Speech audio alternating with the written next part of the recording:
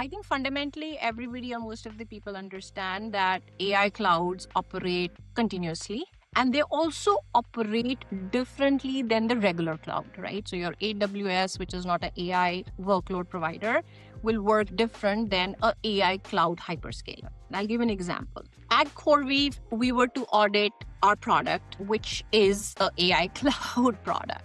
Now, for us to be able to scope that particular audit, we had AI training workloads running on the GPU backed infrastructure. So that was the infrastructure. So we had to scope this out, right? So typical audit process, we identified the identities, the compute, the capacity, the network controls, etc., etc. From that whole laundry list of controls, what we needed to backtrack to be able to pull evidence. So we put that as an audit scope. Now, based on that scope, we reached out to the storage folks, the network people, the identity ID providers, our infrastructure providers to provide us the various evidences that we needed. So what happened? By the time we finished this whole audit dance of collecting the evidences and we finalized the scope, etc., etc., the training job that was supposed to be running on that particular product services had already finished. So by the time our audit readiness dance completed, the GPUs were already returned to the pool, the identity was already revoked, and the